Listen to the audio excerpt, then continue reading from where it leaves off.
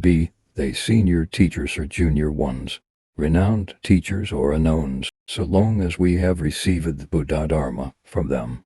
They are our gurus. For this we ought to remain eternally grateful. During the time of Shakyamuni Buddha, one venerable bodhisattva renounced samsara under the guidance of Bhikshu Mahanaman, who was one of Buddha's 5 earliest disciples. Later, when this bodhisattva saw Bhikshu Mahanaman together with Buddha, he first prostrated to Bhikshu Mahanaman, his direct teacher, and then to Shakyamuni Buddha. Upon seeing this, Buddha praised him profusely.